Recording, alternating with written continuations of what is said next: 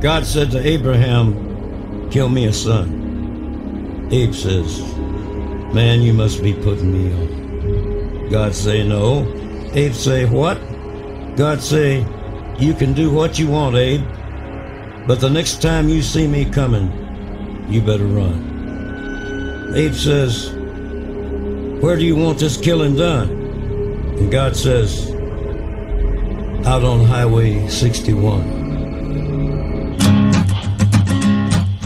Começar mais um debate do Soberano, né? O filme escolhido dessa semana é o Caçado, do William Friedkin, né? De 2003. Começando, o Palu, que recomendou o filme, deu a dica dele. Daí, se quiser começar falando. Era um filme que a gente tentou colocar no Cinefap lá atrás, sei lá, 2015, 16 no máximo. A gente fez uma amostrinha de filmes de ação contemporâneos e esse pra mim era um dos maiores, com certeza, e acabou não entrando em favor de outro Friedkin que um outro amigo tinha indicado. Qual que tinha entrado no caso dele? Foi o Viver e Morrer em Los Angeles, que inclusive foi o filme mais antigo, acho que da lista toda. Filmaço. Que é um filmaço do Friedkin também, e a sessão até anterior a gente tinha falado qual que entra, o Sorcerer ou o The Hunted. O The Hunted é um filme que acho que a maioria ainda não conhecia, então putamos pelo The Hunted, porque acho que tem gente que vai estar reagindo aí pela primeira vez, como eu sei que o Matheus Kerdinski aí viu pela primeira vez e até postou um comentário positivo esses dias na internet, e é um filme que, cara, eu precisava muito revisitar, né? Eu tinha visto em 2013, a última vez, e não lembrava mais, 2013 ou 2014 no máximo. E, apesar da impressão lá tinha sido muito forte, eu já tinha praticamente esquecido os detalhes do filme, né? E daí hoje eu fui rever e descobri que na verdade eu lembrava dele quase inteiro. Mas só pra começar o debate, eu tinha colocado ele do lado do Sorcerer, porque o Sorcerer é o meu Friedkin favorito, né? Ou era até a última sessão. Descobri que The Hunted não só é pra mim, um dos grandes filmes desse milênio aí, mas é o meu filme do Friedkin favorito e coloco aí fácil entre os meus filmes do coração hoje, porque o impacto eu vi agora há pouco, né, coisa que eu raramente faço. Eu não consegui ainda distrair dessa sensação quase desesperadora desse final do filme ali. Enfim, eu queria ouvir mais do pessoal que tá tendo contato pela primeira vez. Eu acho que o Matheus é um, talvez o Dudu, o Petris, não sei, acho que não tinha visto também. O Matheus tem um comentário interessante que esse filme começa onde termina o Cruising. Tem algo a acrescentar nisso ou é... Não, tenho sim. Eu nunca tinha visto, né? Uma coisa que sempre me marcou muito no final do Cruising era aquele sentimento, enfim, o Pacino tá transformado pra sempre, né? A vida dele nunca mais vai ser a mesma depois daquilo. E ver esse filme meio que me reconecta com esse sentimento de que podia muito bem ter acontecido aquilo com o Al Pacino, né? Algumas outras coisas além disso, assim, uma coisa que me surpreendeu no The Hunted é o fato... O Friedkin, ele nasce nesse período onde, enfim, o filme vagabundo, o filme B, de alguma forma, tá em Oscar, né? Operação França foi um filme premiado em Oscar. Acho que o Operação França tem muito a ver com uma coisa que ele continua fazendo até no The Hunted. E acho que alguns concordam que, paradoxalmente, a carreira do Friedkin, quanto mais fudido ele vai ficando, parece que vai ficando melhor, né? Um cara que cresce muito nesse contexto. E o The Hunted me trouxe eu tava até vendo um comentário de vocês dois lá, né? Em tudo isso que tem de algo meio canhestro, de filme vagabundo, né? No melhor sentido do termo. No The Hunted ganha uma proporção muito forte, assim. Falando um pouco também de uma coisa do contexto dele ali, uma coisa que fica claro pra mim: boa ação não envelhece, cara. O filme, quando sabe filmar ação, quando sabe decupar ação, acho que desde do Viver e Morrer, assim, dá pra pensar em vários exemplos, assim, Fogo contra Fogo, um McTiernan, um Die Hard, não importa quando esses filmes são feitos, mas o próprio The Hunted em 2003, enfim, você vê a cena de ação disso daqui, vira um negócio siderante, né? Tanto que a meia hora final do filme eu achei absurdo, assim. Eu fico imaginando que é muito louco, que existe uma coisa avassaladora, assim, só de você ficar vendo aquela... Eu tentei fazer essa experiência agora, eu vi o filme inteiro, eu fui meio que direto nas principais cenas de ação, assim, e dá pra dizer que o filme funcionaria sem todo o que tá ali ao redor, ao mesmo tempo que todas as conversas e isso também eu acho que é uma excelência do grande cineasta de ação, assim, ele sabe também filmar ação e sabe filmar drama, até porque a apoteose no final envolve tudo isso, né? Mas em linhas gerais, assim, minha primeira impressão foi essa, assim, de um prolongamento da carreira do Friedkin. Ele justamente num filme menor, barra mais obscuro, ele conseguia algo tão forte, assim. O foda você falou que tipo, o filme é quase que uma cena de perseguição enorme, né? Podia ser só isso, talvez, assim, que a gente vê uma construção até metade, exatamente, quase, né? 40 e poucos minutos é quando ele chega na casa da quase que família dele, e ali ele se reencontra com o Tommy Lee Jones e com a policial, e aí começa a perseguição, que é a segunda metade inteira do filme. E realmente, assim, tem uma coisa do Friedkin que a gente vê que ele ganha muito nesses filmes de projetos menores, assim, nesses filmes com premissas mais despretensiosas. Na verdade, eu acho que ele nunca teve grandes premissas para trabalhar, né? Eu acho que ele sempre foi um cineasta de filmes meio grosseiros, assim, no tratamento deles daquilo que é padrão do gênero. Vamos pensar que os filmes dele que teve no Oscar foram O Exorcista, que é um filme de terror famoso por quanto ele é explícito mesmo, na violência, na nojeira e tal. E o Operação França, que é um filme policial, assim, dos mais secos possíveis, né? Um filme que ele não tem aquele verniz de filme de Oscar que a gente imagina. Mas, Paulo, será que o Friedkin não tem aquela cara de filmar filme grosseiro? Não, com certeza. Até porque, nesse caso do grosseiro, que eu tava falando, é tipo um certo hermetismo que ele vai levando adiante nesse período até que ele fica mais livre. Do Sorcerer, por exemplo. O Sorcerer, ele falou que é o filme carta branca dele, ele fez o filme que ele só poderia fazer naquela época em que todo mundo tinha confiança nele, ia dar todo o dinheiro que ele queria pra fazer o projeto que ele queria. E sai esse filme, enfim, porra louca ali, e também é um filme, assim, de uma situação, né? Eles têm que ir de um ponto A para um ponto B. O grosso da trama é esse, né? Tem algo pregresso ali, mas o essencial do filme é essa viagem dos caras ali, uma viagem sem muita informação ao redor, né? É um filme realmente de situação e personagens que a gente não acessa ao interior, né? São homens de ação plenamente, né? Eles são homens que não revelam muito além daquilo. Não, é que no geral, que o Friedkin, os personagens deles são muito esses, tipo, seres humanos fazendo coisas relativamente mecânicas, tipo, coisas relativamente mortais, tanto que até no começo do Hunted, né, que tem a citação do Johnny Cash, colocando uma coisa meio divina, e como se todo esse mundo, assim, que ele cria nos filmes são, tipo, os homens lutando entre si pela perda da sobrevivência, uma coisa bem humana, bem da natureza mesmo, que daí isso culmina até no Hunted, até no próprio Sorcerer, em vários muitos planos, tipo, desse relativo trabalho, disso de uma certa manufatura, assim, sabe, que até é uma coisa que ele próprio faz, assim, com os filmes dele, assim, sabe? Tem uma coisa desse hermetismo, realmente, dos personagens dele, dos heróis dele. Pra mim, chega no ponto do The Hunted de ser talvez o filme que mais deixa explícito tudo essas piras, assim. Que os homens, eles voltam a ser homens da caverna, eles voltam quase à condição de animais. E a gente vê que eles são... O Friedkin hoje é um cineasta, pra mim, pouco comentado, mas uma das coisas que fica nessa opinião geral dele, talvez ele seja um cara quase que niilista, um cineasta meio amoral nessas questões, e eu acho bem pelo contrário. Eu acho que ele trabalha justamente a moral de homens que... Uma visão quase determinista dessa moral, mas é uma moral definida pelo trabalho deles e que eles têm que aprender a funcionar num mundo em que está quase contra eles. Eles são homens defasados fazendo um trabalho defasado no mundo que está, enfim, andando na direção contrária, um destino que tá chocando contra eles, assim. Sim, é bem isso que você falou até desse próprio começo, assim, do primeiro plano do filme já ser um fogaréu, uma explosão zona, né, que tá o Benício Del Toro na missão dele, que dá bem essa sensação, assim, tipo, do inferno ali, como se esse inferno na Terra fosse ali, e os personagens que permeiam esse inferno, assim. E, tipo, tem isso bastante no Cruising que me remete no Cruising, um pouco na Operação França e no Sorcerer. Então, é o meu preferido ainda, que talvez seja o mais forte disso.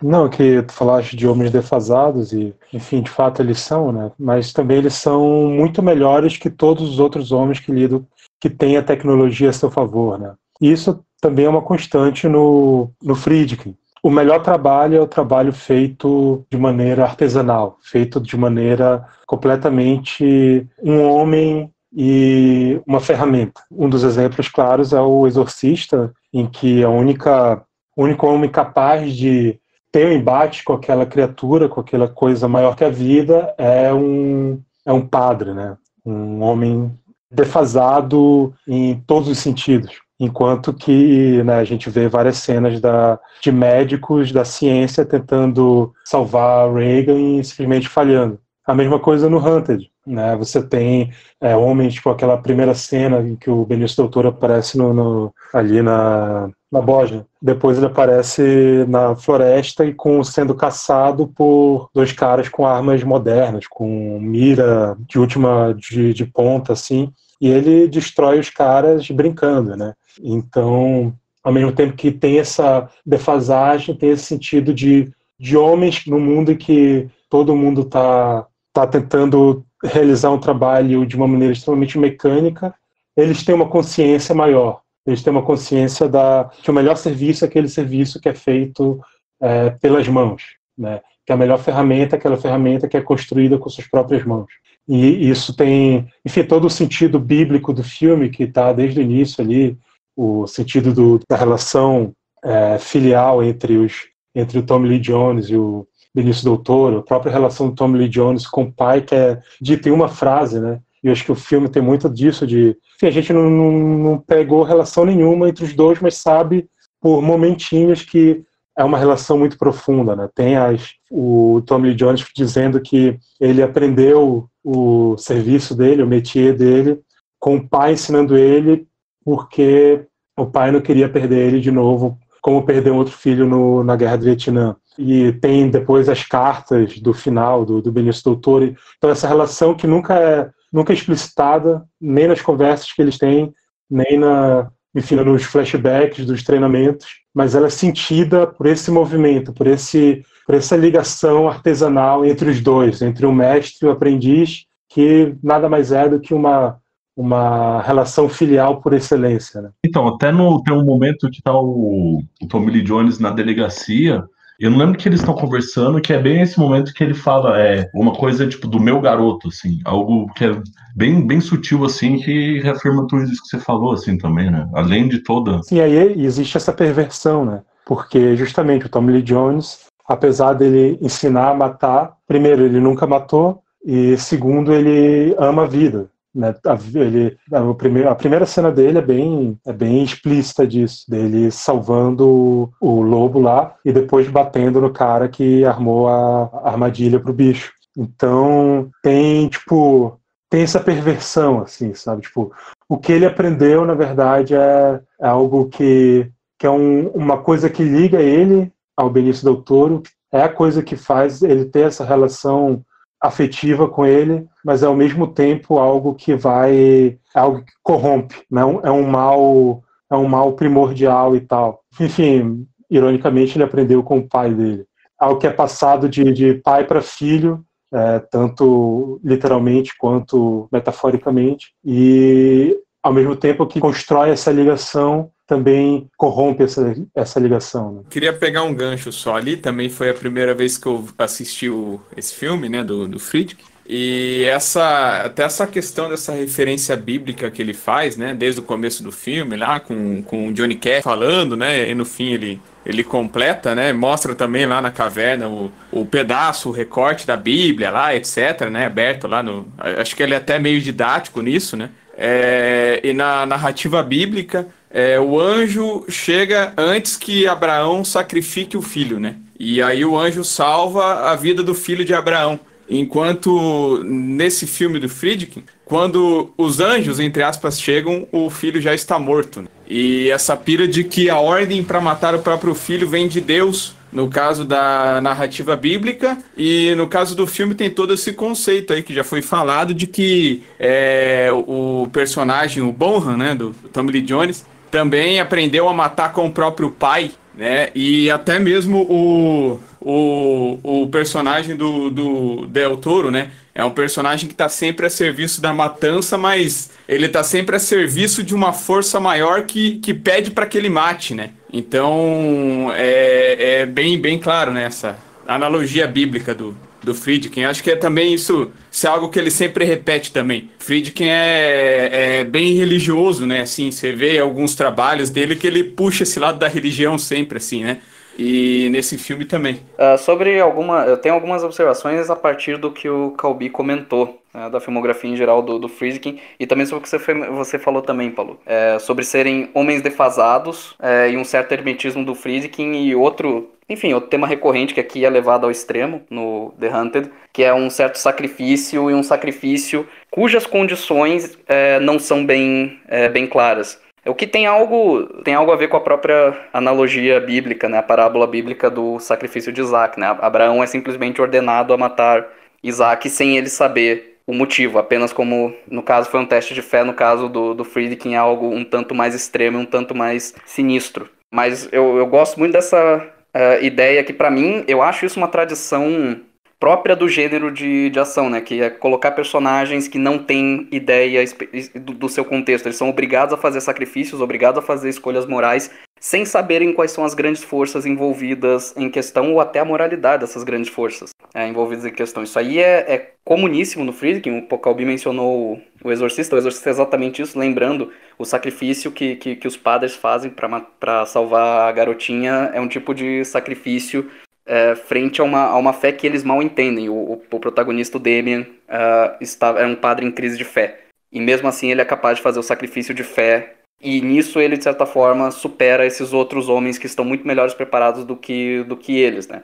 E superam nessa dimensão artesanal do trabalho. Mas eu queria chamar a atenção para uma coisa, porque uma coisa que o The Hunter me lembra muito, tem um filme que me lembra muito o The Hunter, de certa forma tem uma relação muito forte com o Friedkin, que é uma certa filiação, uma certa relação que o Friedkin tem com o John Frankenheimer. Tem um filme que é precursor desse estilo de narrativa de ação hermético, no qual personagens são forçados a fazer uma coisa que eles não querem, mas eles têm que fazer porque basicamente são impelidos a isso por forças que são muito maiores do que eles, e eles tomam esse passo, que é O Trem, filme de 1964, do John Frankenheimer, em que o personagem do Burt Lancaster, que é o protagonista, que também é um homem com uma relação artesanal com o seu trabalho, né, no caso com trens, com locomotivas, e ele usa meramente desse conhecimento artesanal que ele tem, da mesma forma como Tommy Lee Jones, para alcançar o objetivo, inclusive superando pessoas que estão muito mais bem preparadas tecnologicamente. No caso do filme do Frankenheimer, é o Burt Lancaster contra basicamente um general nazista que tem todos os seus recursos à mão. E é engraçado essa relação, porque o Friedkin fala na biografia dele, né, no Friedkin Connection, que o grande mentor dele no começo de carreira foi o Frankenheimer. O Friedkin por pouco não virou, inclusive, diretor de segunda unidade do Frankenheimer no Grand Prix. Ele deixou de fazer o Grand Prix com o Frankenheimer para começar a carreira dele mesmo de diretor. Mas enfim, o Friedkin de certa forma continua essa tradição de filme de ação que o Palu e a gente vem chamando já há bastante tempo de tradição hermética. O filme de ação hermético, basicamente personagens em uma situação moral altamente ambígua, com o mínimo de informação possível e tendo que fazer um enorme sacrifício moral. E, cara, é incrível como isso é comum tanto nos filmes de ação do Friedkin, inclusive os mais famosos, como, por exemplo, Operação França, ou até o próprio The Hunter, quanto nos filmes que não são de ação ou que não são tão conhecidos do Friedkin, né, como O Exorcista, né, em que você tem um sacrifício frente a condições de conhecimento altissimamente limitada, né, de novo, homens defasados, quanto, por exemplo, o próprio Sorcerer, né, em que basicamente nós temos esses peões jogados numa situação em que eles são obrigados a fazer um trajeto para se salvarem, mesmo que eles não tenham grande domínio dessa situação. Eu acho e, de novo, é uma tradição própria do gênero de ação que ressoa com a própria parábola bíblica que o Friedkin pretende contar, né? Uma vez mais, Deus não dá motivo nenhum para que Abraão sacrifique Isaac, e mesmo assim é preciso fazer. Então, enfim, eu acho uma boa tradução que o Friedkin faz nos termos do filme de ação disso que é um grande dilema existencial e religioso e, de novo, dentro das convenções específicas do gênero e o quão encarnadas esse tipo de dilema está no próprio gênero. E ele usa isso a favor dele para reforçar essa parábola bíblica. E nisso que vocês falaram também, todos falaram nos últimos comentários, esse amor à vida que o personagem do Tommy Lee Jones tem, claramente, ela é uma perturbação semelhante que ele compartilha de ter ensinado tantas pessoas a matar, né? Então isso tem um xismo, acho que tem duas cenas que eu acho que dialogam muito, pra gente entender que esses personagens, no fundo, assim, não só tem essa relação paternal, como eles são iguais no mundo, só que cada um num extremo. E é a cena no elevador, a cena no aeroporto dele ele fazendo uma coisa que provavelmente, talvez o pai dele poderia ter feito com ele de alguma forma, né, enfim, quando eles estavam nesse crescimento, que é ele indicando pra menininha, né, onde o menino tá escondido, e depois o próprio Del Toro com a filha da mulher que ele tem ali no jardim, né, que são duas cenas pra mim que fazem todo esse arco, assim, de onde esses caras chegaram e de onde eles vieram. Mas é bizarra essa cena da menina, porque ele tá justamente ensinando ela o que ele ensina pros soldados, né? Que é a caçar. Enfim, sem querer teorizar demais e tal, superinterpretar as coisas, mas é esquisito isso, né? Como mesmo ali existe essa corruptela, assim, essa força negra que tá ali presente ainda assim. Tanto que logo depois ele vê na televisão que o Benício Del Toro fugiu.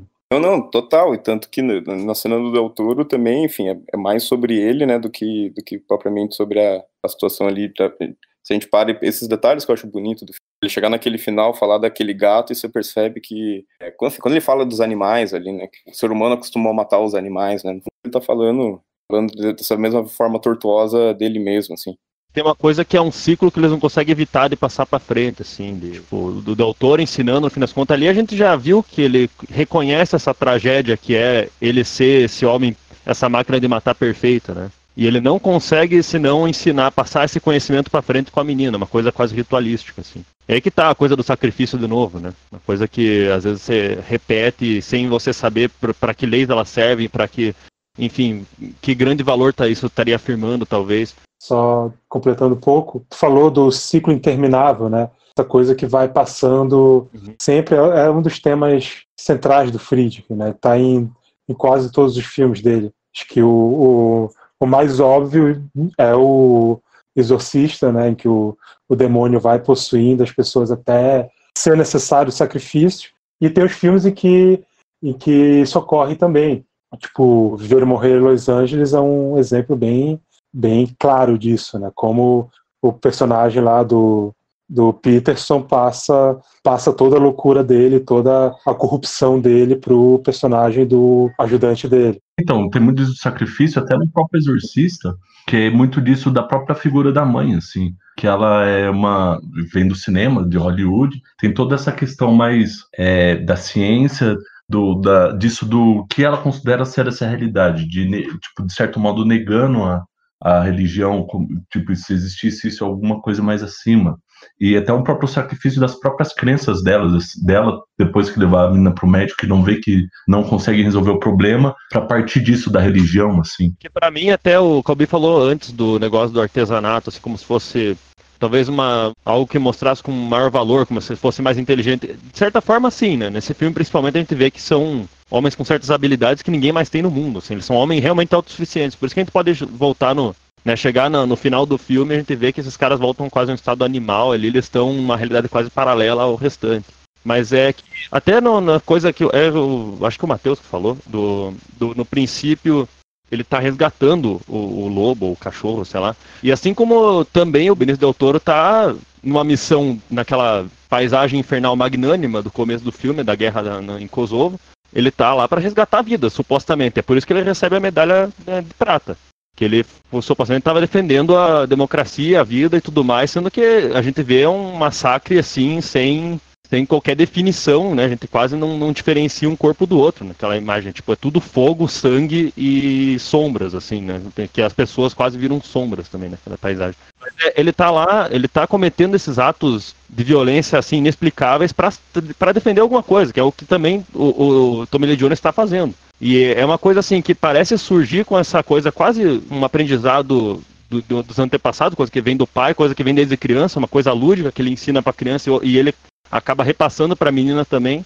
Mas assim, que de certa forma nesse mundo esse sentido original já foi pervertido, né? Que a missão dessas ações e desse conhecimento já não fazem sentido nesse mundo. Aquilo que eu falei antes, talvez, da moral particular de uma certa profissão, de uma linha de trabalho, de um conhecimento que um personagem tem, que o herói vai ter, é contrário ao do resto do mundo, talvez. Nesse caso, claramente é do soldado com o policial.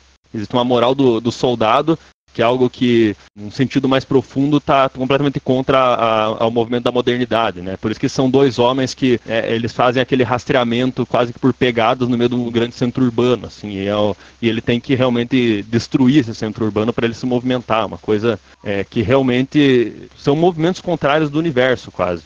E a gente vê, tipo, pra mim, até o Friedkin tem dois grandes temas nesse caso, que ele fala que o Exorcista ele fez um grande filme sobre a fé e o Sorcerer é um grande filme sobre o destino. E realmente, nesse caso, no caso do Exorcista, e é o caso que tem tudo a ver com o sacrifício de Abraão, que o Dudu já trouxe, é a fé que daria sentido para esse destino impiedoso, né? Para essa ação sem explicação, sem grande base, né? Que talvez o personagem não tenha acesso, né? O herói não tenha acesso ao objetivo disso. E nesse mundo, eles estão cumprindo ordens, né, de algo que eles não entendem. E a gente vê que em algum momento também o doutor fala, se a gente não fosse, né, os mais poderosos, se tivesse uma espécie acima de nós, a gente também seria caçado impiedosamente, como a gente caça. Paulo, só ia aproveitar um gancho que você fez um pouquinho antes, essa questão da moralidade deles como soldados ali na guerra da Bósnia, ali de Kosovo, né, do Slobodan, que é essa época que está rolando.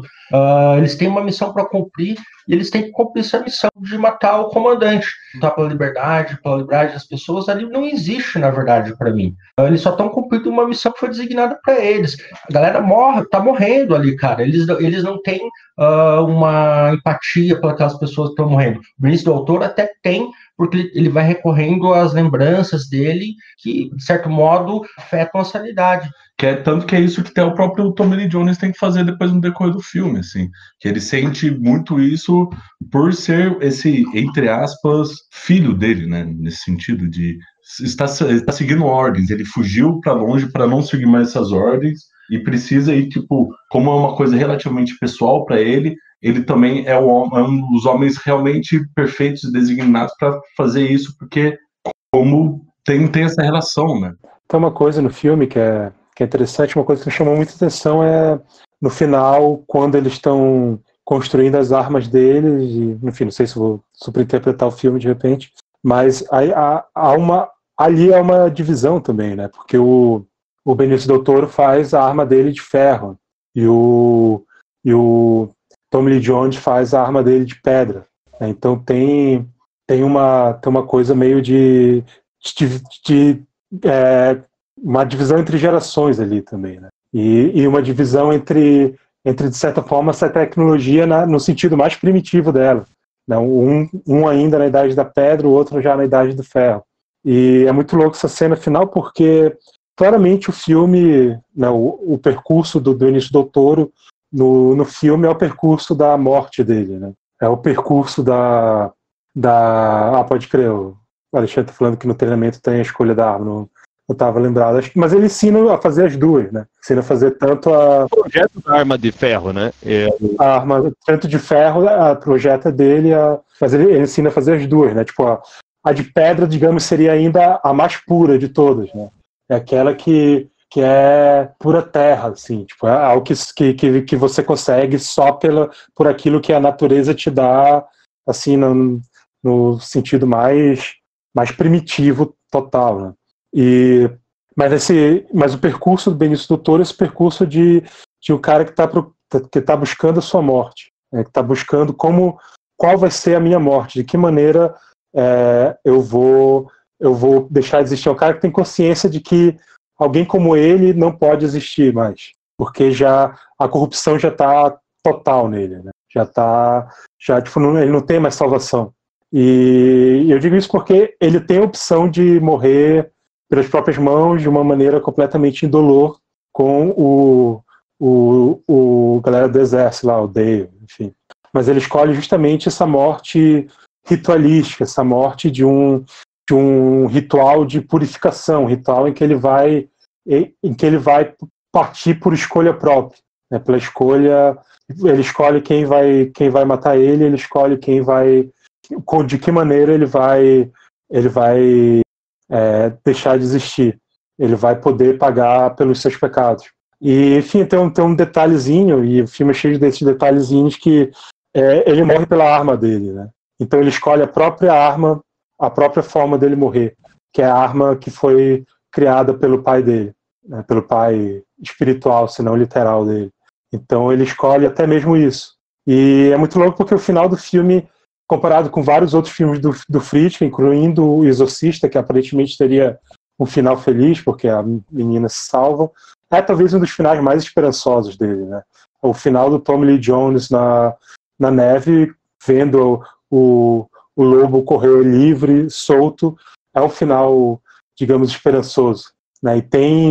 E todas aquelas cartas do Benício Del Toro, que eram cartas de homem atormentado pela maldade que o mundo utilizava o dom dele, esse dom quase que sobre-humano, quase que divino dele, que era utilizado para o mal, por pessoas, pela maldade em si, por pessoas ruins que ativavam essa maldade.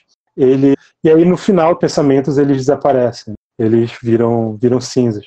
Tem enfim, essa imagem do Tommy Lee Jones, né, nessa natureza que tá incontrolável e que parece que reencontrou uma certa pureza, que reencontrou uma certa harmonia ali, mesmo que talvez não dure muito, mas naquele momento reencontrou, né? E tem aquele plano, e tem o plano do lobo que é muito curto, e aí eu quero fazer só um adendo de que vários dos principais planos do filme são quase insertos, assim, né? O plano detalhe do olho do Benício Del Toro, enfim, vários outros planos são insertos que passam muito rápido, né? Que se você não estiver prestando atenção, eles são quase, se perdem na ação, né? Os momentos de calmaria e de reflexão do filme são... Só, Calbi, só fazendo um ganchinho rápido aí, nesse final esperançoso, que ele tá ali pegando a lenha, olha o lobo, tão esperançoso que foi para mim esse final, eu ainda esperava a policial do FBI aparecer ali, porque tinha o convite em aberto para ela ir até onde ele morava. Lembra que ele convida ela? Era isso. Eu também fiquei muito impressionado com esses inserts, assim, por um uso também para esses momentos reflexivos, e até mesmo dentro da ação tem o carro capotando, eu acho, o carro, quando ele está, né, sendo direcionado lá com os militares, a velocidade e a concisão daqueles planos ali, eu acho sobrenatural, e, enfim, grande qualidade do filme per se, né. O que faz esse filme, talvez, maior que os outros Friedkins nessa mesma pira, é justamente o fato desse movimento retilíneo dele ser tão agressivo, assim, que o tempo todo, até que a gente tem acesso a algo do passado, parece que vem nesse... Tipo, por exemplo, a hora que ele entra em contato com o cara que vai levar o Tommy Lee Jones pra missão, ele entrega o negócio, o arquivo na mão dele, a gente já corta pro helicóptero, depois ele vê a foto, a gente reconhece o homem, e de repente ele tá descendo no lugar, e a hora que ele tá... Enfim, vem nesses flashbacks muito sucintos e que a gente tem essa história dos dois se formando, mas parece é inevitável esse encontro deles, é inevitável que esses destinos têm que se cruzar e que é enfim, algo que talvez o Tommy Lee Jones já esperasse, né? Tanto que ele olha um passo, ele olha aquela pegada lá na frente do lugar onde ele vai comprar alguma coisa lá. Ele vê aquele passo, ele já sabe, aqui tá meu passado retornando, entendeu? Aqui, e, tipo, é aquela coisa, é um detalhe só e é aquela chamada pra missão de sacrifício, realmente.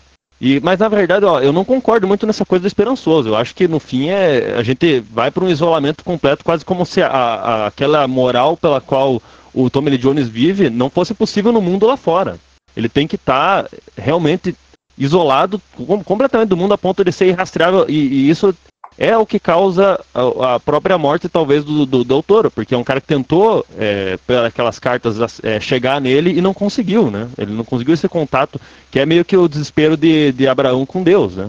Também, né? Não só na casa ali do filho com o pai, mas que chegou no momento que o Tommy Lee Jones é o cara que cria esse monstro, né? Cria essa máquina de matar sem ter realmente acesso ao conhecimento das todas as consequências disso, mas no fim das contas ele é o cara dizendo daqueles pesadelos, daquela consequência que ele mesmo não tinha acesso antes, parece. Enquanto ele tá na guerra, ele só é o cara que vai cumprir aquela missão.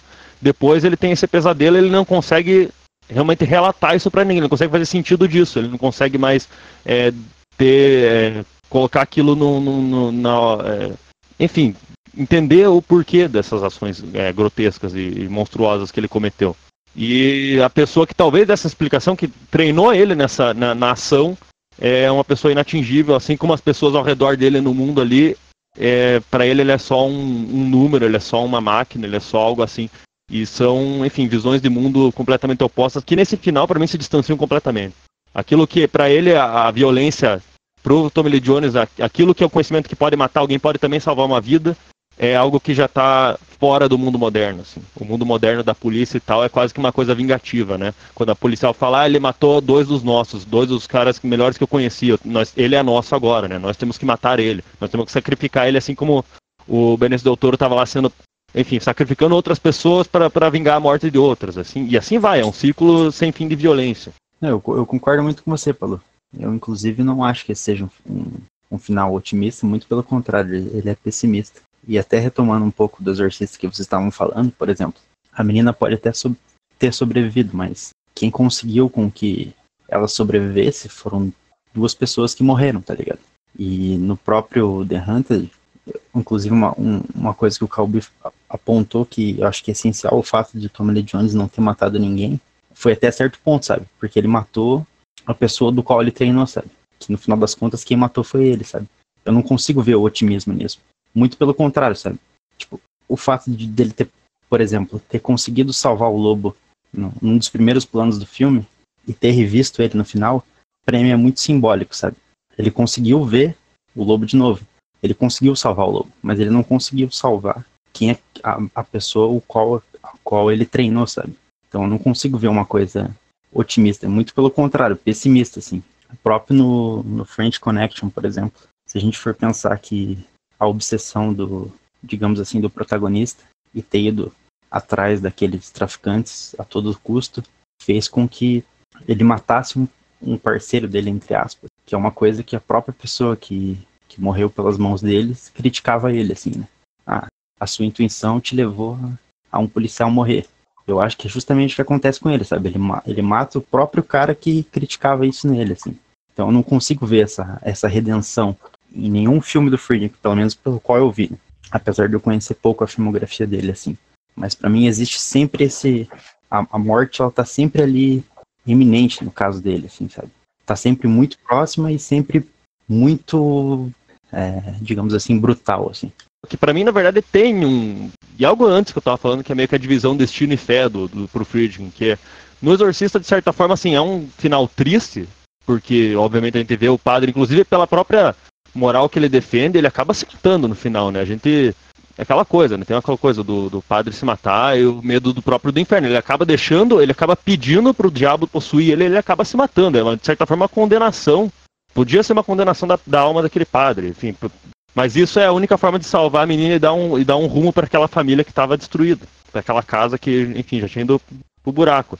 A questão é, ali, de certa forma, a fé em algo superior, em algo que foge da regra daquele mundo, seja, tipo, a menina não consegue ser salva pelas leis da ciência moderna. Ela não consegue ser salva pelas próprias leis da igreja, como é um sacrifício, assim, uma fé no absurdo dos próprios padres naquele momento. Ele pediu o diabo para possuir o corpo dele, ele se matar com o diabo no corpo, que acaba salvando a menina. Uma coisa que é quase que um impulso, um instinto de um conhecimento superior que não está presente no mundo. Isso acaba, de certa forma, dando um sentido para a própria ação terrível que ele comete. No The Hunted, a gente vê os homens tentando ter acesso a essa coisa, tentando a fé, tentando ter acesso a um conhecimento que pauta para eles, né? Eles receberam o conhecimento de operação, mas não o da moral, não aquilo que dá sentido à ação deles. E é isso que é a grande tragédia para eles. O Alexandre falou, o Marlon, que o padre está em dúvida em relação à sua fé. Exatamente, acho que essa crise realmente de dar sentido àquilo que você... o teu modo de agir, o teu modo de ser, aquilo que você defende, aquilo que você está atrás. E para mim a crise do padre e a crise do Tommy Lee Jones são muito, muito parecidos. Mas, enfim, isso aí eu acho que nesse caso o The Hunter de novo retoma essa coisa da fé contra o destino, coisa que em geral, o Friedkin não retomou muito. Normalmente a gente vê só essa pira do destino implacável e tal, mas... enfim. Pra mim o padre, ele é o...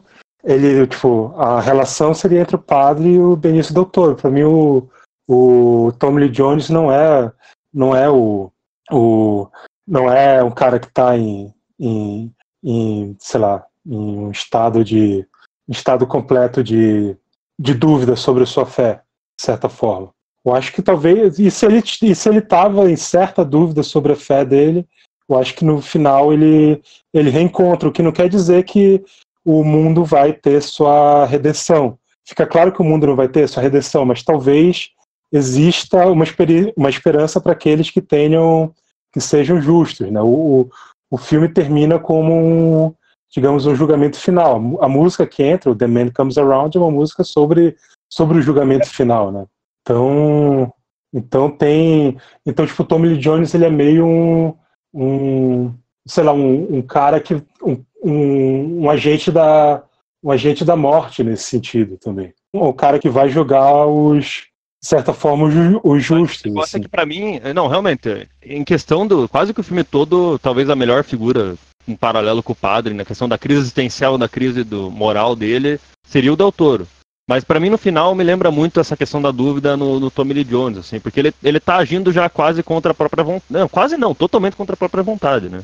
Ele já tá agindo como... E assim, o paralelo dele com Abraão também não é nem um pouco sutil, né? Porra, o tempo inteiro tá reforçando isso o filme. E parece realmente que nesse momento em que o sacrifício já não faz mais sentido, parece que vai vir o fim do mundo, assim. Parece que aquele mundo que tá tomando conta enfim, daquele mundo, daquela moral do mundo moderno da cidade, da mulher que já não precisa também conhecer nada daquilo que aqueles homens conhecem para rastrear um outro. Ela bota um rádiozinho com localizador no Tommy Lee Jones e encontra ele, enfim, facilmente com isso. É uma coisa que esse mundo já não sabe mais por que opera, assim, já não sabe mais o que faz também. Parece que... Exatamente, mas para mim isso é um final feliz, né? Porque nos outros filmes dele não tinha nem essa possibilidade de um juízo final, de algo que vai expurgar todos os pecados e vai criar algo novo. Nesse filme, para mim, tem. Por isso que eu acho que é um final bem mais otimista do que até o Exorcista. Vocês lembram, o último plano do Exorcista é o policial, é o George C. Eu sempre confundo o George C. Scott com o Lee Jacob, né? O George C. Scott é na continuação.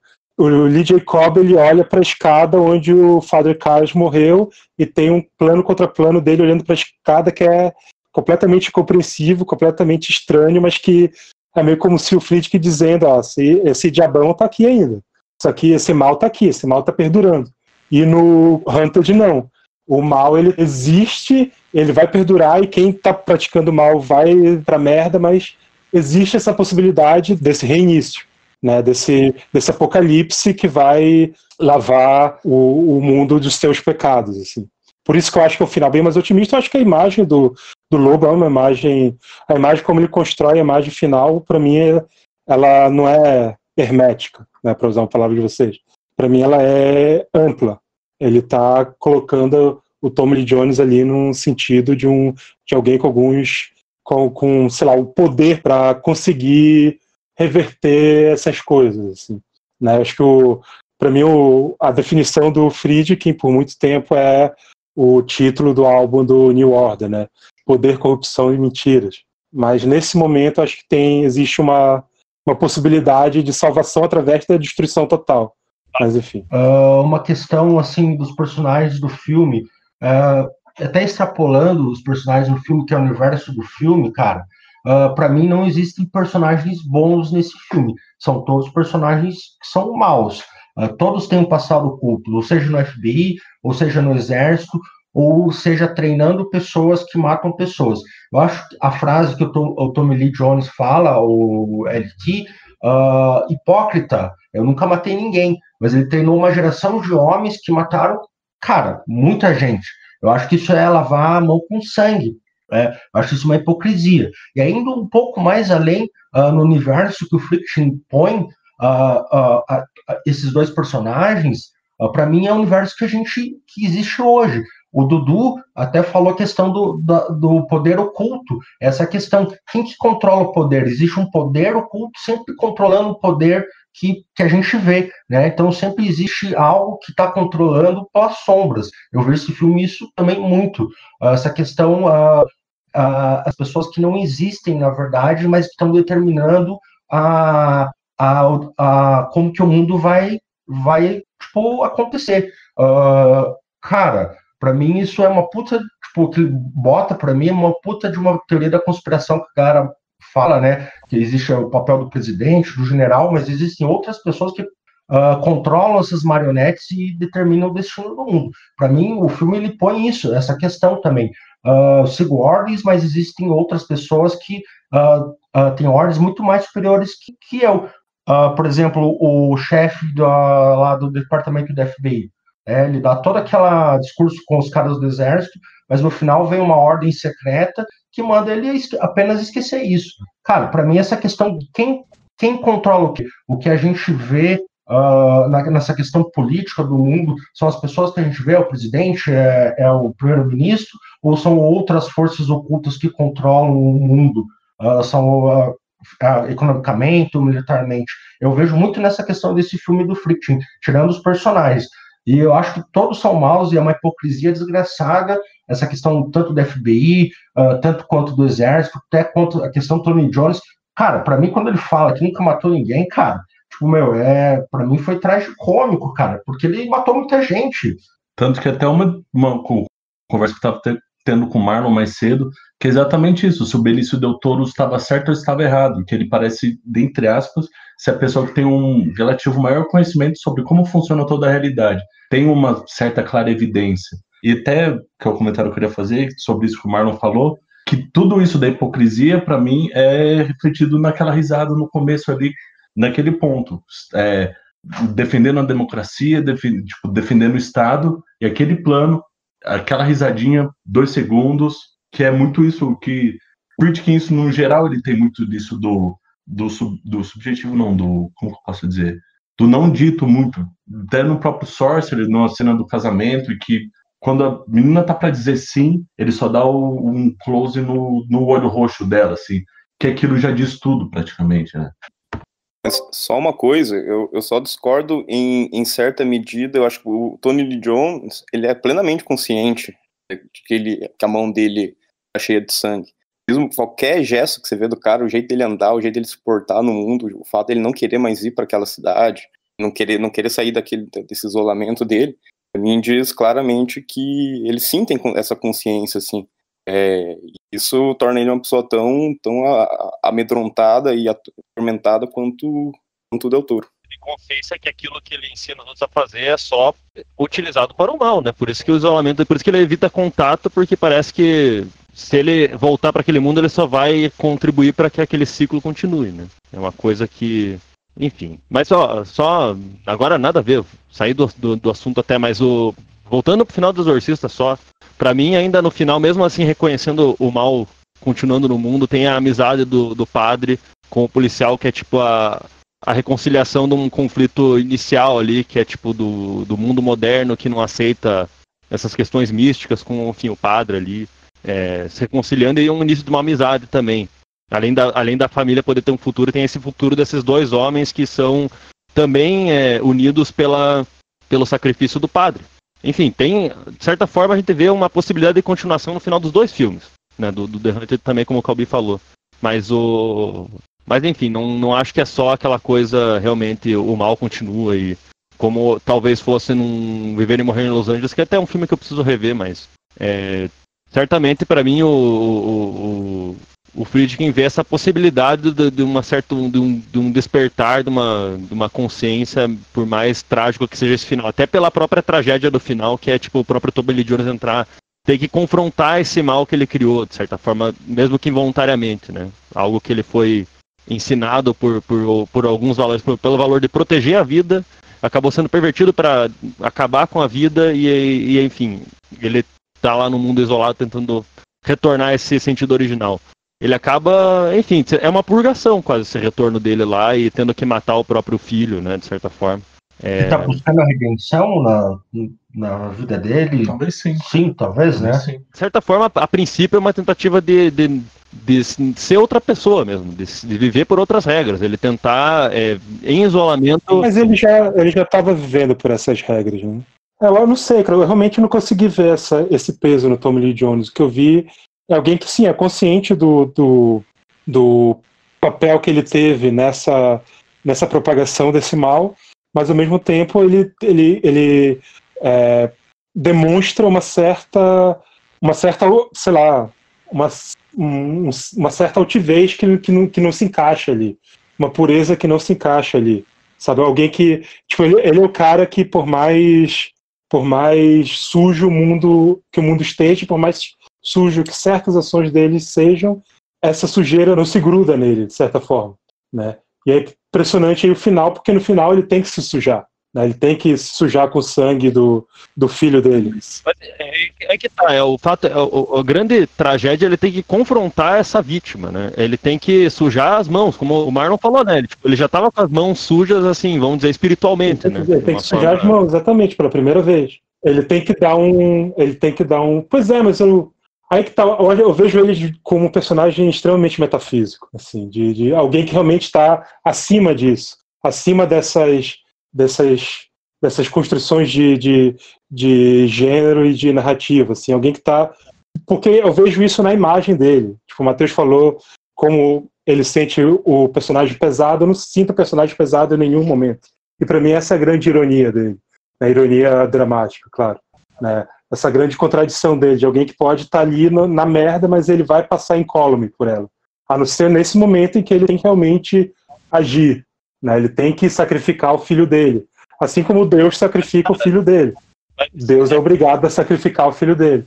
E Deus é essa força incólume, essa força incorruptível. E, de certa forma, o Tommy Lee Jones é incorruptível.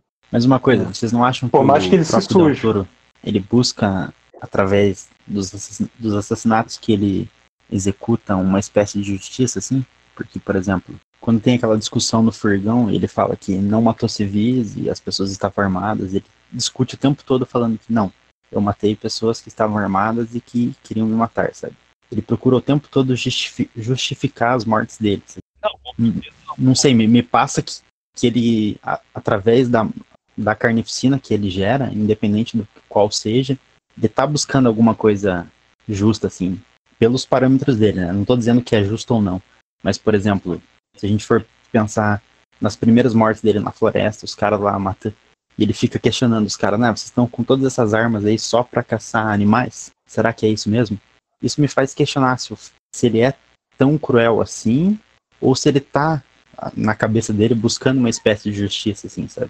Tá querendo destruir aquela seita de operações especiais e operações ocultas do governo. Isso é a fantasia, talvez, fantasia que ele cria na cabeça para justificar as mortes, né? Não sei se é isso mesmo ou não, mas é como ele justifica matar aquelas pessoas. E ele fala, de certa forma, que tipo, eles têm poder demais sobre a vida dos outros. E ele tá, tipo, de certa forma, tentando reequilibrar essa balança. Sim, né? que quando Tommy Lee Jones vai encontrar ele lá na casa da menina que ele fica, assim, que ele fala assim, eu tenho de viver com o que eu fiz, sabe?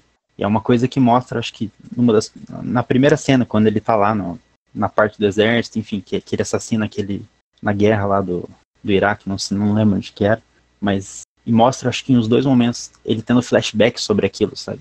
Mas talvez ele tenha uma culpa maior pelas vítimas que ele não pôde... Claro, isso a gente teorizando depois. Pelas vítimas que ele não pôde salvar porque ele só estava naquela missão, sabe? Porque fica bem relativamente nebuloso, assim.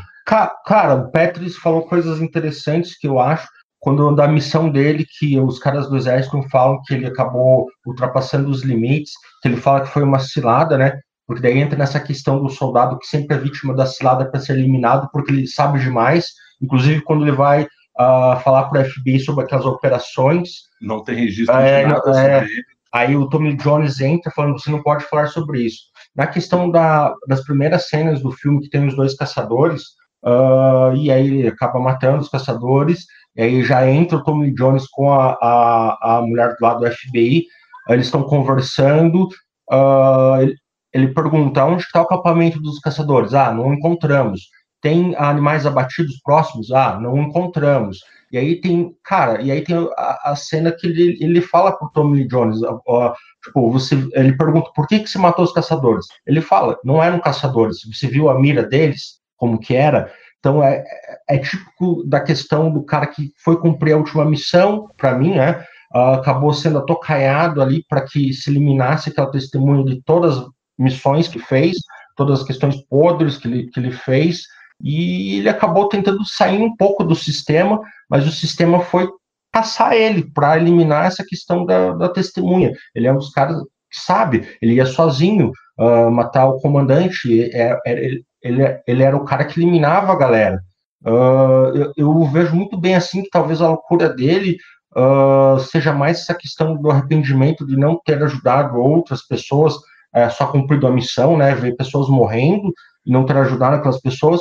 Eu vejo essa loucura dele, mas a questão dele falando que ele estava sendo perseguido pelo sistema, pelo aquele poder oculto, eu acho que é verdade, ele estava sendo perseguido. Tanto que os caras que entram lá no FBI e tiram ele, e ele não existe, isso é uma prova para mim, que é o sistema tentando eliminar uma testemunha. O cara que fez muita coisa que não é legal, mesmo numa guerra, e vamos eliminar para o cara não contar nada.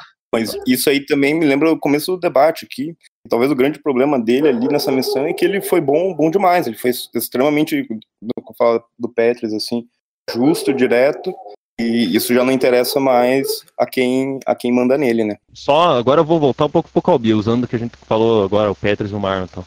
Mas é que assim, Calbi, por que pra mim até o Tommy Lee Jones não é essa figura intocável, quase esse deus andando em cima da terra, assim, que é, tipo, todos eles têm esse senso de justiça superior, como os caras falaram agora, tipo, o próprio Del Toro também, de certa forma, um cara que tá tentando se manter íntegro, tentando ser um vingador, tentando, talvez, pagar pelos pecados, né, por não ter feito a coisa certa antes, algo assim, mas eles têm um senso de justiça muito grande, mesmo que pervertido, assim como os policiais têm, né? A Connie Nielsen acha que ela é dona da razão também. Mas tem uma coisa assim, o Tommy Lee Jones, ele tem essa coisa que ele é o cara mais inteligente, ele é o cara que tem a sabedoria inicial, assim, que os outros, né, vão diluindo, enfim, objetivos mais perversos. Mas a questão é que, cara, tem um momento que ele tá falando com a Connie Nielsen, que é um momento que ele pergunta se já usou arma, que é um momento que ele tem que falar do treinamento dele, que é um momento que ele tem que... Ele também se sente muito mal em explicar o que ele faz, ou por que ele faz, e qual o objetivo dele, qual a relação dele com o exército. Ele tá tremendo ali, ele tá, tipo, é um momento que ele tem que confrontar o lugar dessa senso de justiça, dessa sabedoria dele no mundo, é um negócio, assim, doloroso, um negócio realmente de... Pra mim, a tragédia do personagem é aquela coisa, ele passar um ensinamento sem ele achar que isso... Assim, achando que ele não tem responsabilidade por todos os males que aquilo causa no mundo, e ele tem que... Pelas próprias mãos, né, ter um contato cara a cara, coisa que os outros não têm, né, eles podiam atirar no Del Toro pelas costas, eles podiam, pra ele, como eles falaram, é só um número, é só um soldado, naquela guerra era só mais uma sombra armada ali, mas pro Tommy Lee Jones não, ele tem que enfrentar ele, matar ele com uma faca, enfim, aquela coisa que o Del Toro fala dos próprios caras dos caçadores, né, tipo... Ele tem uma relação com a própria vítima, ele tem que conhecer ela, ele tem que pensar como ela, uma coisa que pra mim lembra muito Cruising, né? Ele pensa tanto como aquilo, ele é tão eficiente em entrar na cabeça desses caras, entender o instinto deles, entender o impulso deles, que ele acaba se tornando aquilo. Ele acaba não conseguindo sair. E a tragédia do Tommy Lee Jones pra mim é que ele talvez quisesse ser essa figura acima da moral mais podre do mundo, mas ele não consegue, né? Ele tem que enfrentar isso no final. Enfim, é só por isso que pra mim parece estranho colocar ele quase num plano diferente, assim. Mas, de certa forma, em grande parte do filme é assim que pra mim opera. Até por isso que pra mim esses momentos mínimos em que ele... Até nem tão mínimos, justamente no caso do final, pra mim, que é ele ser quase essa figura da última justiça ali, mas nesse momento, pra mim, nele na delegacia, que ele tá com medo de enfrentar aquela realidade, é muito pesado ainda. Então, foi uma coisa da revisão mesmo. Na primeira vez que eu vi, eu tinha essa mesma ideia que tu, assim. Quando eu vi, a primeira vez que eu vi, pra mim, parecia que o Tommy Lee Jones estava com medo do Benício Del Toro, porque ele sabe o que ele criou, assim. E engraçado, revendo agora, eu não notei nada disso. Pra mim, o Tommy Lee Jones meio que passa... sei lá, corre o filme impassível, assim. Ele quase não muda, quase não tem expressões, quase se mantém na mesma pegada o filme inteiro. Foi revendo agora, eu não consegui ver nada disso. E quando eu vi pela primeira vez, eu realmente vi. Pra mim, essa cena da delegacia eu me lembro bem, né? Tipo, naquele momento me parecia que ele tava até com medo do que ele fosse enfrentar, né? Com medo de ter que enfrentar esse passado, mas agora, revendo, é uma coisa que se tornou mais, de certa forma, protocolar. Talvez seja até um pouco outra disso, coisa. Desculpa rapidinho, que é disso dele não ser esse, entre aspas, ser divino, assim, né? Esse ser intocado. E até, claro, continuando teorizando, nesse que está conversando com o Marlon, que uma coisa que me remeteu muito à cabeça, que é muito disso de... Talvez o próprio Benício Del Toro, ele querendo buscar uma vida assim como o pai dele, entre aspas, né? E só que ele não consegue, ele não tem isso, que é a grande diferença, que ele realmente ele fez as coisas, ele foi pra guerra, ele matou as pessoas, tem coisas que ele sabe que não deveria, que as pessoas não querem que outras pessoas saibam, e é meio que essa própria busca, tipo, entre aspas, dessa utopia, assim, né?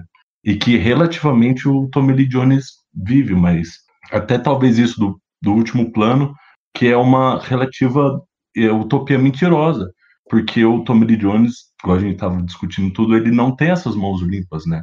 Ele sabe que o que ele ensina, o que ele ensinava, é aquilo. Relativamente em partes, a gente sabe da história dele. Não se sabe, digamos, dos outros anos que ele fez, digamos assim. E talvez, sabe?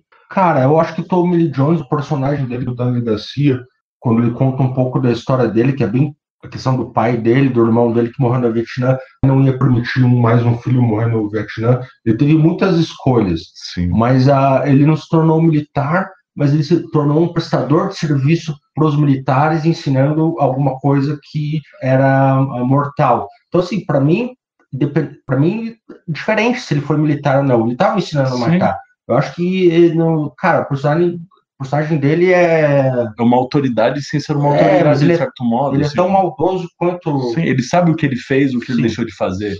E principalmente quando tem as cenas, quando ele tá relembrando, né, que é os flashbacks dele, ensinando os soldados como que se mata os oponentes, e, tipo, não é uma maneira só, são algumas maneiras. Ou seja, mostra que ele tem isso dentro dele mesmo, essa certa violência, claro, que pode ser uma coisa mais reprimida, de certo modo, muito por causa dessa figura do pai dele, de relativamente proibir, né?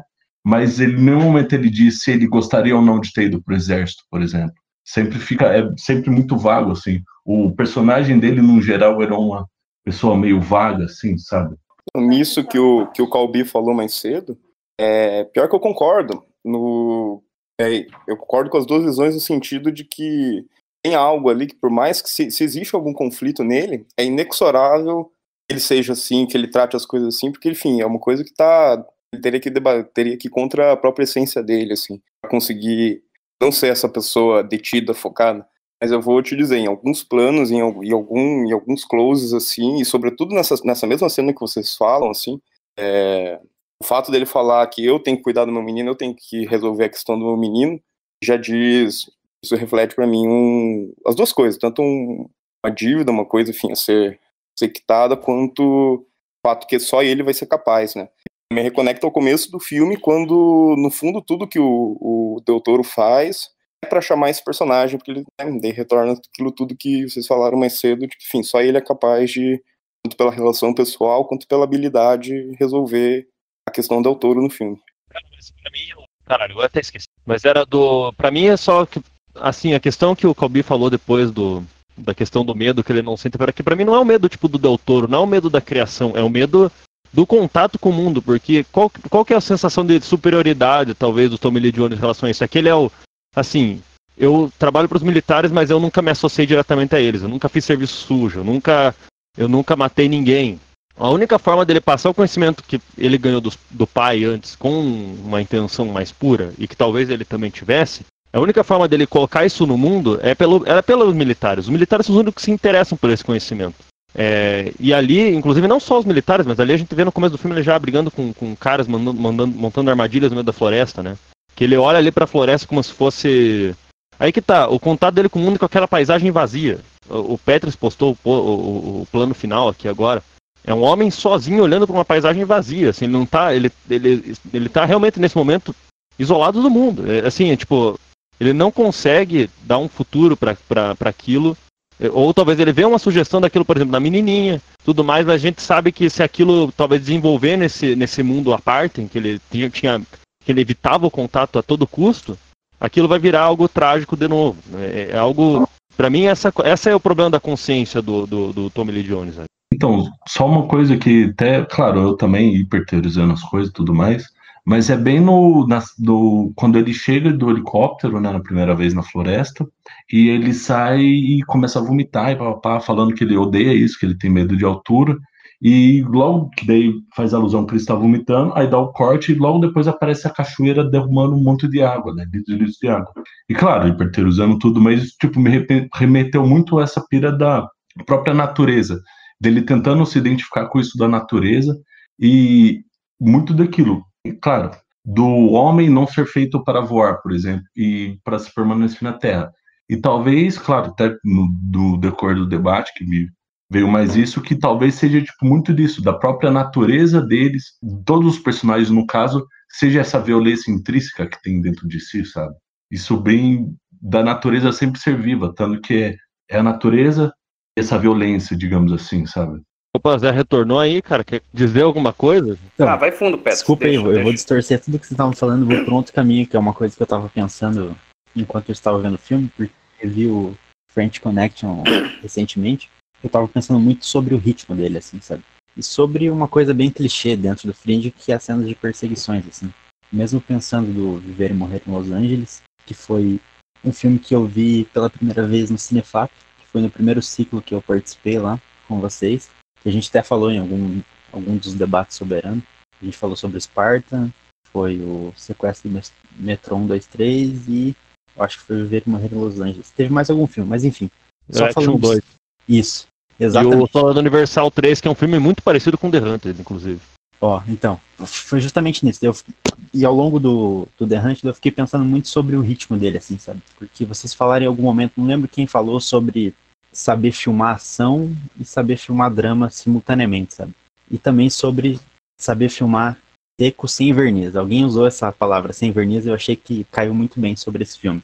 E no sentido de que, por exemplo, no French Connection, eu acho que ele consegue fazer isso de uma forma muito menos psicológica e muito menos, desenvolvendo muito menos os personagens do que faz, por exemplo, no The Hunter. Mas mesmo assim ele consegue imprimir um ritmo muito, muito, muito forte.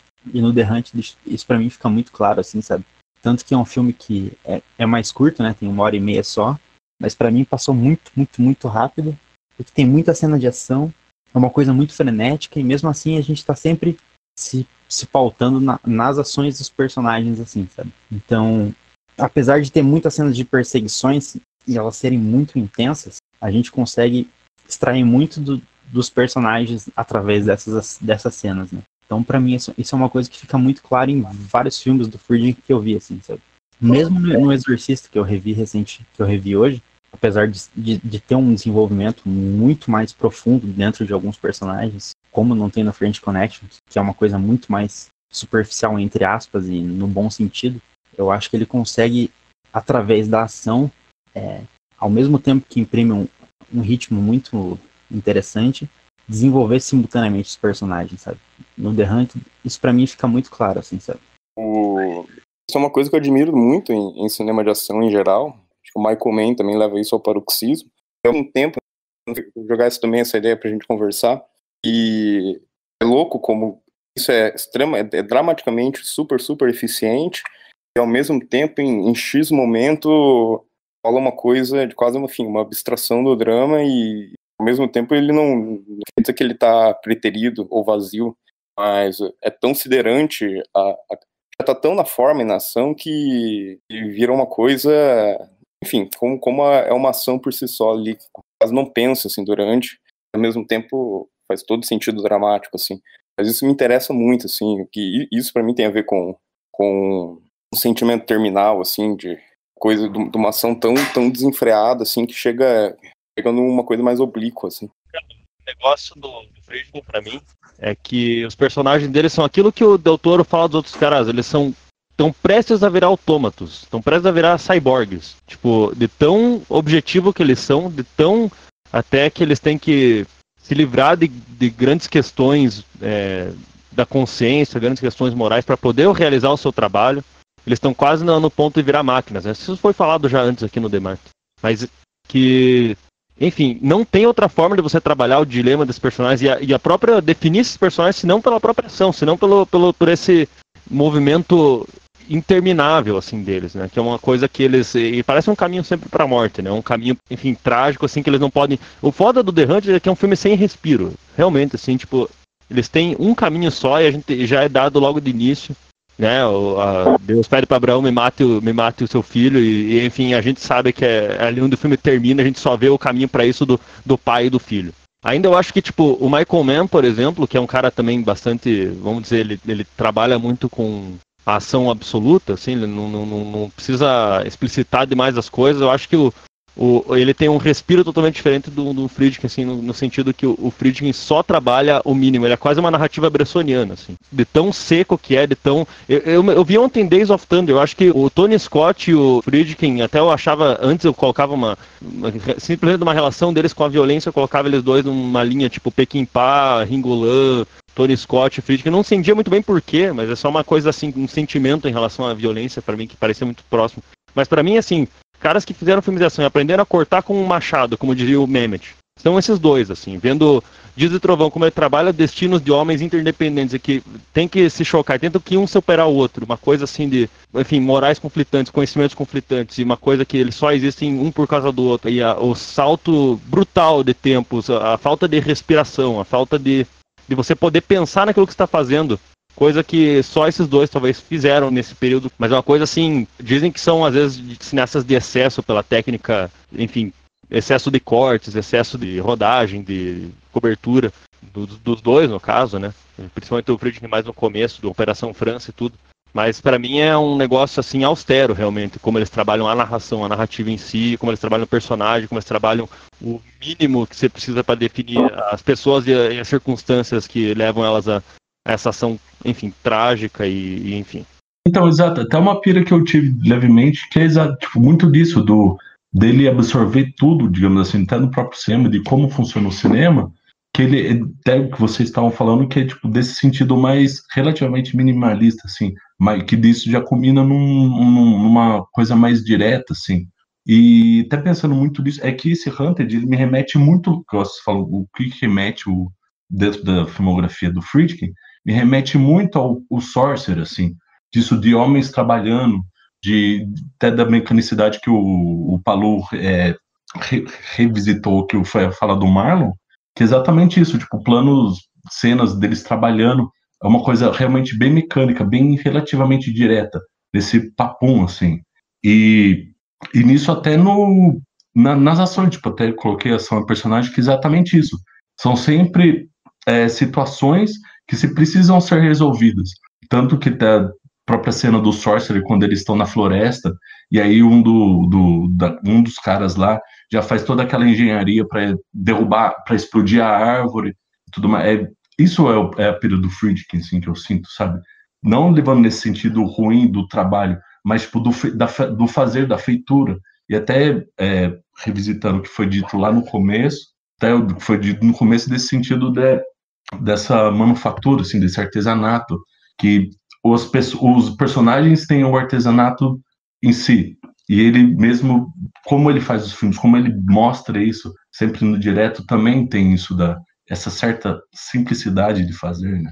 Fazer por fazer, no sentido. Tanto que o Hunted tem isso, é tipo, o filme relativamente, é um filme despretensioso, assim, tipo, muito isso que eu converso muito com o Zé, falando, tipo, é o filme maneiro, é o filme pelo próprio filme, digamos assim. Claro, tem temas, tem coisas, mas é porque são intrínsecas da própria forma de fazer. Eu acho que tem uma coisa de... Esse, pra mim, esse é um filme perfeito do In Memoriam Small Movies do Godard. Assim. É um filme pequeno mesmo, até filme de 2003, então ele tá ali na rabeira de um momento em que é possível fazer esse tipo de filme ainda. Depois, acho que só mesmo um Michael Mann da vida ainda consegue fazer por mais uns 3, 4 filmes, né, e acaba. E se pensar, tipo, é um filme que ele é muito... O Matheus usou uma expressão que é filme vagabundo, é um filme que é muito vagabundo, assim, em vários sentidos, né? Se você pega... Enfim, se você não presta atenção no filme e vê ele, sei lá, de olho fechado, você vai ver um filme que é muito tipo uma cópia de vários filmes que estavam sendo feitos na época e filmes anteriores. Enfim, é uma mistura meio desses filmes de intriga de exército que surgiram ali no fim dos anos 90 e nos anos 2000. O Filha do General, do Simon West. No mesmo ano do The Hunted tem o Basic, do John McTiernan, que é com a Connie Nielsen, inclusive. Você tem uma mistura disso com o Rambo, né? E é um filme que realmente tem um certo débito a pagar com o Rambo, mas só no sentido superficial, assim, porque no sentido mais profundo, acho que é um filme que ele alcança níveis mais metafísicos até. Mas enfim, acho que pensando nisso, tipo, um filme de 1h30, muito curto, com essa progressão dramática bizarríssima, assim, né? É um filme que eu acho que tem 2 atos. Tem aquele primeiro bloco de ação do Tommy Lee Jones até o até a prisão do Benício Del Toro, e depois tem aquela perseguição desenfreada. Eu acho muito louco o Friedkin conseguir construir personagens a partir daquilo, né? Colocaram aí a Sam, personagem do Fitzgerald, e, sei lá, meio isso também, tipo, muito, a ação ali realmente está sendo o diálogo dos personagens, né? A luta deles a luta de faca final é um diálogo que existe entre eles, o único diálogo possível que existe entre eles, assim. E, enfim, a maneira como ele vai construindo isso de uma maneira absolutamente frenética é muito impressionante mesmo. Acho que é talvez um dos filmes mais impressionantes, assim, desse período. Porque mesmo se a gente pega o Michael Mann, acho que a construção de personagens do Michael Mann é, de certa forma, similar, mas o Michael Mann gosta muito dessas minúcias narrativas, né? Essas minúcias, tipo, técnicas dos filmes dele. Ele gosta muito disso, essa observação do tecnicismo. E é impressionante porque são filmes muito grandes, às vezes de mais de 2 horas, quase todos, às vezes até de 3 horas, como o Fogo Contra Fogo. E é meio que o oposto desse, né? Porque nessa coisa esgarçada ele consegue construir esse minimalismo também. Mas acho que no Friedkin é puro minimalismo, é pura ação hermética, como diria José e Tem uma coisa bela nesse filme ainda, só que você falou muito dessa época que ele foi feito, que foi um último gás mesmo, é que esse filme feito 3 anos depois ia direto para vídeo, mesmo com o Friedkin. Ele só fez, acho que esse filme, inclusive, lançado sempre porque ele era marido da dona da Paramount, da diretora da Paramount na época. Só que aqui tá até falando disso, até da continuação da filmografia dele, eu acho que depois desse, eu acho que é o Bug, né, acho que é Possuídos, que Sim. Também é um filme bem despretensioso, mas também bem relativamente direto, bem no como eu posso dizer, do que ele é como cineasta mesmo, e até o próprio Killer Joe, que é o último dele, desconsiderando o documentário, né? Pra vídeo também, Killer Joe. Oi? Direto pra vídeo, Killer Joe já. Como Killer Joe no cinema. Não, mas nos Estados Unidos ele foi um filme pra festival e DVD, cara. Ele virou um cineasta de festival, né? O Friedkin, depois desse filme, vira digamos, um autor hollywoodiano, né? Ele perde completamente, porque o Hunted é um filme com valor comercial. Tem uma coisa curiosa sobre os filmes desse período, principalmente o período de virada final dos anos 90, segunda metade dos anos 90, até primeira metade dessa primeira década dos anos 2000. Que, enfim, tem a discussão o que era direto para vídeo, o que era direto para o cinema. Tem uma coisa contextual, o Calbi falou muito bem, né? Inclusive listou alguns dos filmes que fazem parte dessa tendência quase DTV, de temas parecidos. Inclusive, no mesmo período foi feito Spartan também, do David Mamet, que também tá próximo dessa linha de exploração de dilema militar em filme de ação e tal. Mas tem uma coisa que é curiosa desse período, que a distinção, talvez tenha sido o período em que a distinção direto para vídeo e lançado em cinema foi mais relativizada, digamos, em que era muito comum que os estúdios lançassem em cinema os filmes, sabendo que não seria um grande sucesso, porém, quando chegasse na locadora, no DVD, os filmes se pagariam. Isso era uma aposta que muitos estúdios faziam, então muitos filmes que seriam direto para vídeo foram feitos para cinema também, porque, lembrando, esse período, fim dos anos 90, começo dos anos 2000, foi a era de ouro do DVD, que em si mesma já vinha da era de ouro do VHS que sucedeu depois. Então, a indústria tinha essa fonte de renda secundária. Por isso que é difícil discernir, às vezes, o que era e o que não era. Depois que a gente vê a eclosão dos blockbusters contemporâneos, é que começou a ficar rígido o negócio. Essa distinção entre material direto para vídeo, DVD. E o que o Calbi falou é muito preciso, assim, enfim, o Friedkin tem todas as limitações que, basicamente, o formato que ele teve que fazer, que ele teve que escolher, né? Ele teve que, em parte, surfar numa certa onda, coisa que ele sempre fez. Os outros filmes dele também podem ser encaixados em ondas específicas de cinema de gênero também. Mas a grande coisa é o que ele consegue tirar de melhor disso, né? Como ele consegue conciliar a estrutura do gênero que ele está trabalhando com as suas obsessões pessoais. Para mim, isso é o verdadeiro... Assim, isso é o artesanato no nível supremo. A partir do momento em que as intenções e objetivos do autor e as vicissitudes do formato e da matéria com que ele está trabalhando são absolutamente indistintas. E esse é o caso com The Hunted. Inclusive é o caso de outros filmes mais improváveis do Friedkin. Por exemplo, Operação França, embora tenha sido filme de Oscar e tal, era um filme pulp policial dos anos 70 típico, sabe? Mas graças ao supremo artesanato do Friedkin, a gente tem o negócio chegando a um nível acima, sabe? A gente tem a transcendência, não pelo desprezo para com o material, mas porque ele compreende o material e sabe como usar ao seu favor, né? Como, por exemplo, eu havia falado antes, usar certas convenções do filme de ação que se assemelham ao tipo de parábola que ele quer construir e usar as duas para se reforçarem e não para se contradizerem ou para se autodestruírem. Isso é o supremo artesanato. Porque eu trouxe um negócio até da época que foi feito, que pra mim ele é tipo o único filme do Friedkin que ele consegue retomar aquelas imagens magnânimas do Sorcerer, aquele sublime da natureza quase, assim, que ele traz, que às vezes os homens são porra nenhuma, assim, entendeu? E um tesão pela própria violência da paisagem, assim. E outra coisa, cenas de ação que são set pieces gigantescas também. Talvez o grande ideal quitoniano das cenas de ação do Friedkin ele só realizou nesse filme, até porque, como ele falou no começo da carreira, ele nem conhecia os filmes do Keaton. E depois, aqui nesse filme tem uma cena do trem, pra mim, que parece, enfim, cinema mudo, assim mesmo, uma coisa absurda.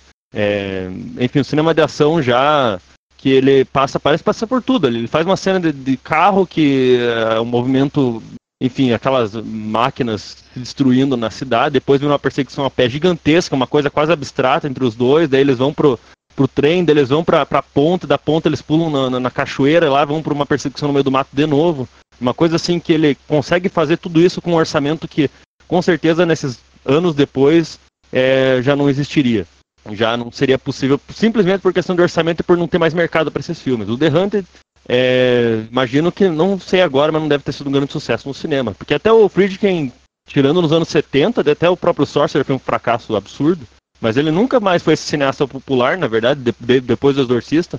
E aí que tá a questão que o Kobe falou, virou um cineasta de festival, né? Se ele não fazia os filmes que faziam sucesso no vídeo, tipo o próprio anterior que ele fez com Tommy Lee Jones, que é o Rules of Engagement, e o próprio Possuídos, um filme que aqui no Brasil eu lembro de ter visto em DVD, passou muito na TV a cabo e tal, mas foram filmes que, se eles tiveram algum público, foram no mercado alternativo, e nunca como esse cinemão popular, que talvez aqui no The Hunter até dá pra ver que ele queria talvez chegar esses grandes espetáculos, como no Sorcerer ele quis, e talvez os tempos não tivessem alinhados para isso, né? E que sorte que ele teve essa oportunidade de fazer esse filme nesse momento em que ainda tinha essa oportunidade, né? Pouco tempo depois já parece que, para mim, impossível. Tanto que Spartan, outros filmes sobre soldados já sem missão e esse peso na...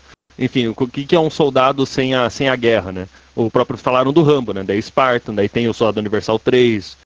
Todos os filmes extremamente assim, concisos, não só de narrativa, mas de personagem, tudo, mas de produção. O próprio Michael Mann é o último cara que vai esbanjar isso e faz assim, o Miami vai ser um desastre comercial também, mas e ele ainda era outra pira, é um cinema mais realmente voltado pro espetáculo mesmo. Tem uma coisa, acho que foi um filme que nem se pagou e tal, e é um filme que tem, tipo, certas minúcias técnicas, assim, que a gente perdeu completamente hoje, né? Decisões muito acertadas, tipo, o duelo final de facas, ele, tipo, qualquer diretor hoje, ele colocaria uma super mixagem dos foles dos movimentos deles, né? Movimento de faca e tal, eles faca cortando ar, tipo, corpo se pegando, tipo, muito no que se seguiu depois do filmes do Bourne lá, do Paul Greengrass. E nesse filme não. Tem a cachoeira sendo o som principal, meio que dando a base rítmica da cena, e esses sons de movimento, eles estão em uns, sei lá, 2, 3 tons abaixo. Assim, a gente escuta eles o suficiente para saber que eles estão acontecendo. Mas é muito mais uma mistura, uma viagem visual ali, um ritmo visual que tem como, digamos, uma base rítmica só o som da cachoeira. E é quase que a gente entra num transe naquele movimento ali. É uma coisa bem ritualística mesmo, que serve muito a cena. Isso que você fala me faz pensar numa coisas que a gente se perdeu, né? A quantidade de coisas que são hoje vistas como erradas, assim, de se filmar. São um zoom que parece uma cagada de câmera e que dentro da decupagem, dentro da montagem fica, enfim, extremamente rítmico, forte. O filme tem uma série desses detalhes, assim, de uma coisa que eu também sinto no Michael Mann, assim, enfim, plano de estabelecimento, o cara mostra a câmera se movendo, assim, coisa que ninguém faria, e que, enfim, só chicote, né, de câmera, coisa que só cineasta muito, muito preciso e no domínio do seu fazer que consegue. Que é isso que é uma parada de relativamente sentir falta, até nesses filmes relativamente mais comerciais, não que na época, mas, tipo, é um filme relativo comercial, assim, né? E é muito disso da duração dos planos, assim, de deixar realmente essa ação seguir, sabe? Que é essa herança, assim, que ele, claro, ele desde sempre, desde os anos 60, 70, mas isso é uma coisa que, sabe, me faz muita falta, assim. Ó, o negócio de evitar excesso de sonorização de faca, isso era uma coisa que eu tava falando pro Palu, acho que faz alguns meses, Palu, que a gente comentou sobre isso, que esse é um dos tropos mais irritantes de filme de ação contemporâneo, é o bendita hipersonorização, principalmente sonorização de faca, né? Concordo totalmente, Calbi. Esse tipo de decisão de evitar certos excessos, enfim, o que até tem algo a ver com o que o Paulo comentou, né? Tipo, cineastas como Tony Scott ou o próprio Friedkin às vezes entram na cabeça das pessoas como cineastas de excesso, mas quando você vê o tipo de excesso irritante como esse excesso de sonorização, não é o tipo, nem de longe, o tipo de erro que eles cometem e que qualquer cineasta, inclusive cineastas metidos a mais minimalistas do que esses aí, com frequência recorrem hoje em dia. Por que eu não sei? Isso é uma pergunta a ser respondida. O Bi deu o exemplo perfeito. O Bourne não tem ritmo visual nenhum, não tem ação sendo mostrada muitas vezes. Eu lembro da Supremacia Bourne, que é uma dessas brigas ocorre completamente no escuro, tipo, os caras estão silhuetados, assim. E aqui no Friedkin a gente vê o rosto do horror deles, a gente vê a faca entrando, a gente vê o sangue saindo, a gente vê a paisagem ao redor que faz aquilo uma coisa mítica, assim, é um negócio que... e o Tony Scott realmente, aquela coisa, é um ritmo bizarro que ele cria pela própria imagem. O som é uma coisa independente. No Bourne, se não tem o som de um ritmo de luta, de uma porrada aqui, uma facada ali, um negócio quebrando, você não vê nada. Então, por isso que eu acho que acaba o som virando esse suporte maior para quase tudo. Não só no cinema de ação, né? Mas é um exemplo mais óbvio aí, que são recursos pequenos que acabam sustentando. A grande questão é por que o Bourne foi tão influente. Essa que é a questão, por que esse diabo foi tão influente? Porque a norma hoje é o hiperrealismo, né? O realismo em si ele não é suficiente. Você precisa aumentar ao máximo todos os componentes da realidade para ele poder fazer efeito, né? Enquanto que o Friedkin não. O Friedkin ele precisa achar o equilíbrio entre esses elementos e construir expressão, construir discurso, né? Isso não tá mais em voga hoje. O que está em voga hoje é o excesso disfarçado de observação da realidade, né? Sendo que ninguém consegue ver. É engraçado, tipo, um cineasta que utiliza muito efeito sonoro e que faz isso de uma maneira boa é o Tarantino, justamente porque ele consegue perceber no elemento sonoro um elemento de comentário à cena, um elemento falsificante da cena. Ele utiliza nesse sentido, né? Aqueles elementos, tipo aqueles sons engraçados que ele põe, tipo a cena lá dos hippies sendo mortos tem um bocado de som bem bizarro, assim, bem engraçado.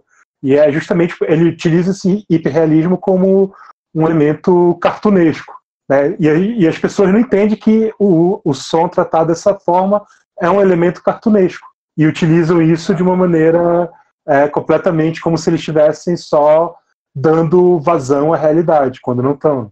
Sim, exatamente. Mas enfim, é que a coisa que me deixa um tanto chocado é justamente que a maioria das pessoas não está muito disposta a fazer o raciocínio que você acabou de fazer, que é basicamente ver que essa hiperestilização do realismo leva, na verdade, a algo extremamente cartunesco, né? Aquela coisa, né? Você hiperestiliza a realidade ao ponto que você não tem mais realidade para começar. Então, enfim, o fato de que as pessoas não liguem para isso, eu acho, ainda me choca um pouco, ainda que não me surpreenda mais. Também, mais uma vez, o Cidade Universal 3, só porque eu pensei no John Ryan nisso agora, porque aí a cena de ação dele, que é um cara que filma muito limpo, uma porrada e tal, e parece um filme quase mudo no fim das contas, porque quando a gente ouve um osso quebrando, a gente, né, é aquele momento em que um osso quebrando é um homem quebrando, você sente o peso daquele golpe, entendeu? E não tem essa decoração de excesso de movimento, não tem um excesso de borrão de imagens, como eu falei, tipo silhuetar os caras e fazer excesso de movimento, um shutter alto e fazer aquele borrão quase todo, como se fosse diversos movimentos acontecendo ao mesmo tempo, coisa quase humanamente impossível, não? Você mostra o peso de um soco, entendeu? E daí quando você vai sonorizar isso, é só aquele soco, é só... E aquilo parece só o peso atmosférico mesmo desse som, né? De você ver dois corpos se confrontando ali, como aqui a gente vê a cachoeira e os dois homens se esfaqueando. Quando a gente ouve uma facada, a gente sabe que um negócio muito grande está acontecendo. No Bourne, de repente tá tudo quebrando, tá todo mundo se estapeando, tá tudo sendo, né? Tudo acontecendo ao mesmo tempo. Nada parece ter o menor impacto, assim, é uma coisa impressionante como acaba anulando o efeito que deveria ser a intenção original da cena. Mas enfim, aí tá a austeridade de um Friedkin, de uns caras aí que passam por, enfim, cinema de ação excessivo e tudo, e que o cinema supostamente sério do Bourne não tem nem um pouco. A lei número 1 do artesanato. Tudo que se faz por trás das câmeras ou na pós-produção é justificável, principalmente pelo interesse do que acontece em frente a ela. Enfim, parece que as pessoas não têm mais interesse no que acontece na frente da câmera para começo de conversa, em tornar isso minimamente interessante. Enfim, problema de saber observar.